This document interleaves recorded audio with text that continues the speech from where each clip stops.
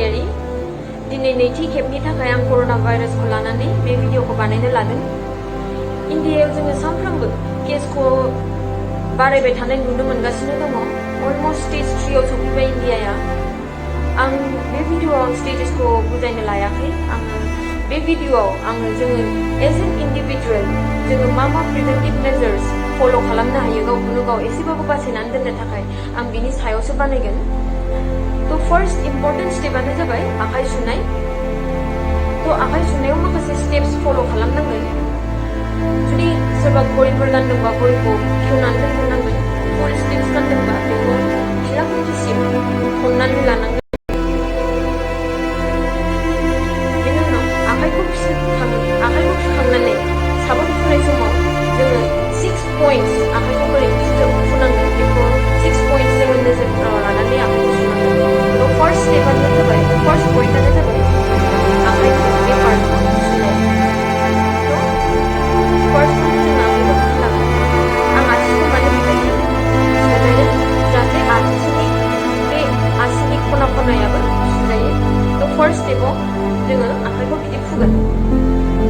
Second स्टेपआव जोङो आखाइनि बे उनथिंनिखौ जोङो फुगोन। ओरै फारनैथिंबो जोङो बिदि फुगोन। थार्ड स्टेपआव जोङो आखाइनि नैबे पार्ट आरो नैबे पार्ट बेखौ जोङो फुगोन। फारनैथिंबो फुगोन। जों दा नुयो जे जोंनि आसि बिमाया आग्लायनानै दङ। बेखौ जों बोरै फुगोन? ओरै लानानै बेनि उनाव जोङो बे आसि खनानि आसुगुर खनाखौबो जोङो फुनांगोन। बे जाबाय जोंना 5th स्टेप। बोरै फुगोन? बेनि उनाव जोङो जोंनि रिस्टखौ फुनांगोन। बे जाबाय 6th स्टेप। फारनैथिंबो ओरै फुनांगोन। आखाइखौ सुनाय समाव जोङो नाजागोन जे जेसेबां हायो जोङो राइट हेन्डखौ इउज खालामो टेपनि नबखौ बन्द खालामनो थाखाय, बा मगजों जुदि हायोबा। गोबाङानो जोंहा टेप गैया। थ' मगजों लानानै जाहाथे दैखौ लुनानै सुनो हायो, बा सोरबा दस्राखौ जोङो हेल्प बिगोन जे मगजों दैखौ लुनानै होफैयो। आरो आखाइ सुनायखौ जोङो 20 सेकेन्ड्सनि थाखाय सुनांगोन। दा 20 सेकेन्ड्सखौ टाइमखौ बोरै नायबाय थागोन? थ' बेखौ बुंनाय जायो जे हेपि बार्थडे गानखौ जुदि first to last happy birthday गानखौ जुदि जोङो खननै खनोबा होमबा 20 सेकेन्ड्स जायो। बेनि थाखायनो जोङो आखाइ सुनाय समाव हेपि बार्थडे गानखौ खननै खननानै जोङो सुनो हागोन 20 सेकेन्ड्स। बेनि उनाव आखाइ फुगारनाय समाव नाजा जे बयनाबो न'खराव आलदा टावेल बा गामसा थायो गावबा गाव आखाइ फुगारनायनि थाखाय। सेपारेट टावेल्स इउज खालाम। आखाइखौ माला सुनो? ओंखाम संनायनि सिगां सु, ओंखाम जानायनि सिगां सुखायो। ओंखाम जानायनि सिगां ओंखाम संनायनि सिगांसो सुनाय बारा जाया। बाट दा सुनांगोन जोङो। बे मोनसे मोजांनि खालि बेनि थाखायल' नङा, दस्रा टाइमनि थाखायबो। मोखां जोङो मेगन, गन्थं, खुगा दांबाय थानो नाङा। आखाइ सुवालासिनो दांबाय थानो नाङा। आरो मास्क गाननायनि सोमोन्दै आं बुंगोन। बयबो मास्क गानाबाबो जेबो नङा, नांलाया। मानो होनबा मास्कनिफ्रायबो जों नुनो मोनदों जे बेबो मोनसे स्प्रेड जानायनि कारन जानो हायो। मास्कआबो मास्कखौ मेनलि सोर गाननांगोन? जायफोर लोमजानानै दङ आरो जायफोर लोमजानायखौ जोथोन लानो थाखाय बिसोरसो मास्कखौ गाननांगोन। आरो जुदि गानोबाबो मास्कखौ माबायदि केयार लानांगोन? थ' मास्कआ 3 टाइप्सनि दङ। सार्जिकेल मास्क दङ, जिनि मास्क दङ जेखौ बाजाराव मोनो, आरो N95 मास्क दङ। सार्जिकेल मास्कआ बेबायदि जायो, बे सिंगल इउजनि थाखायसो। आं गोबां मानसिफोर लोगो मोनबोबाय जायफोर माल्टिपल टाइम्स बेखौ इउज खालामगासिनो, सुयै बाहायगासिनो। दा सुनानै बाहायग्रा नङा, बेयो डिसपजेबोलसो। सिंगल इउज, ओमफ्राय इउज खालामखांनानै बेखौ मोजां जायगायाव डिसपज खालामनांगोन जाहाथे रावबो एक्सपज जाया बे मास्कनिफ्राय। सेकेन्ड, आं बे मास्कखौ रायलायगोन जिनि मास्क, जे बयनावबो थायो। बांसिनावनो बेबायदि मास्कआ दङ। आं बेखौ मानो बिदि खालामनानै दोनो सुखांनायनि उनाव, जाहाथे बै सिंनि सारफेसा सिंनिजोंनो जानानै थायो। बेखौ जोङो बोरै गाननांगोन? गाननायनि सिगां आखाइखौ मोजां सुखांनानै मोखां एरि सुखांनानै बा आखाइ सुखांनानै जोङो मास्कखौ बेबायदि लानांगोन बेबायदि बेनि उनाव जोङो मास्कखौ सोना खोमायाव आलायनानै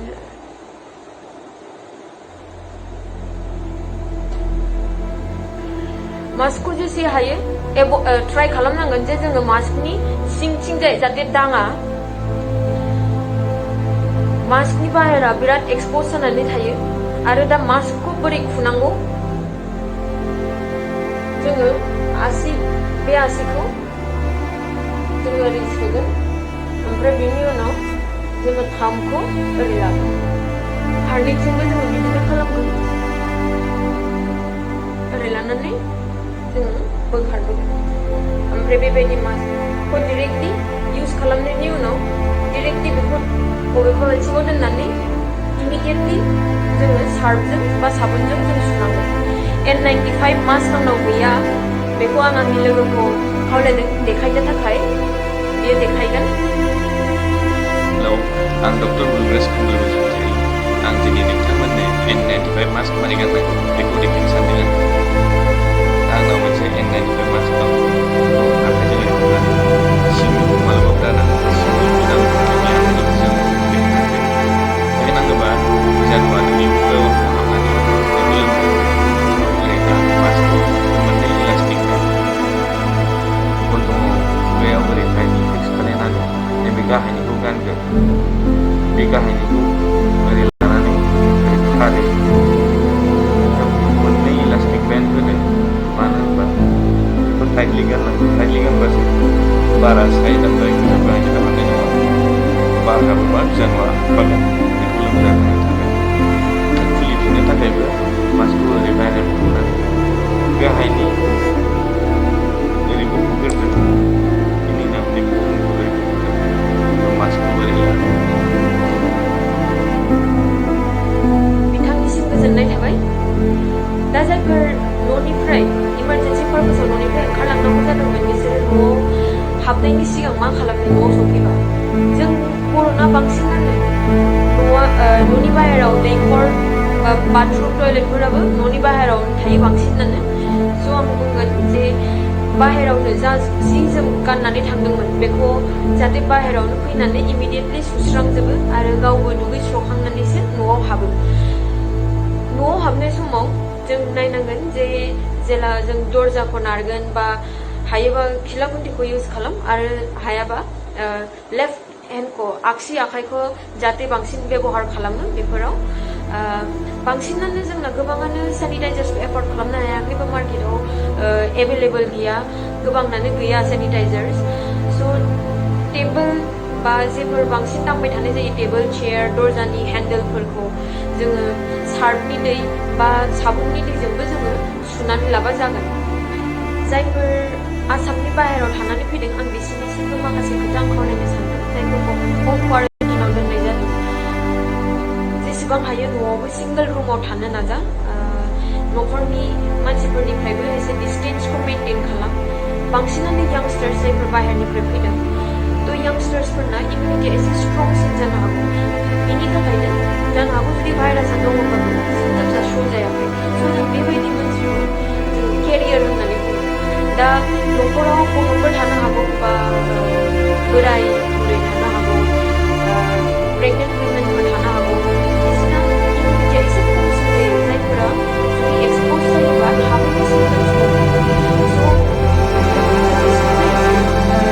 डिसटेन्स मेनटेन खालामनांगोन आरो जेसेबां हायो एसेबां आलदा टावेल्स बा गामसाफोरखौ बेबहार खालाम काप प्लेटफोरखौबो जाहाथे शेयार खालामलाया आरो आं लास्ट रिकुवेस्ट खालामो जे दोनखुमानो नाङा न'आव फैनायखौ न'निफ्राय खारखुमानो नाङा जुदि हेल्थ अफिसियेल बा पुलिसफोर लानानै थाङोबा जोङो पुलिसफोरा एरेस्ट खालामनो थाङाखै बांसिनानो पुलिसफोरा डक्टर्स हेल्थ स्टाफफोरजों एस्कर्ट खालामनानै लानानै थाङो जोङो नोंसोरनि मोजांनि थाखायसो जोङो नोंसोरनि न'सिम थांदों नोंथांमोना हाइलि एक्सप'ज एरियानिफ्राय फैनायखाय केरियार जानायनि हाइ चान्स दङ जुदिबो बेरामनि लक्षणफोरखौ देखायाखै अब्लाबो केरियार जानायनि गोबां चान्स दङ बेनिखायनो जों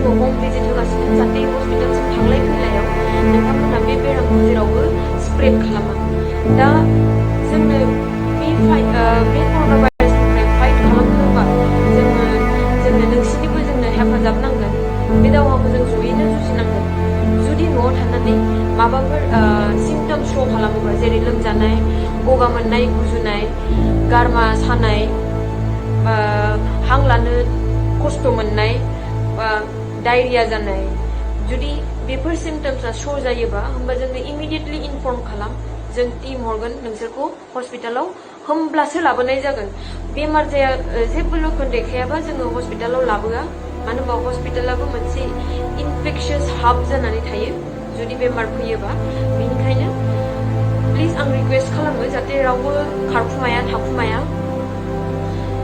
जोङो बयबो बे बेरामखौ जयैनो जुजिनांगोन, गावखौनो गाव नायनांगोन, न'खरनि मानसिखौ नायनांगोन, जोंनि समाजखौ जोंनो नायनांगोन। आरो आं आसा खालामो जे आं जेसेबां प्रटेक्टिभ मेजार्स देखायदों बेखौ बयबो फल' खालामो, आरो आसा खालामो जे बे लकडाउना बायखांनायनि उनाव जोङो बयबो जयैनो बैसागुखौ फालिनो हायो, रंजानो हायो। एसेयावनो आं फोजोबनोसै। गोजोन्थों।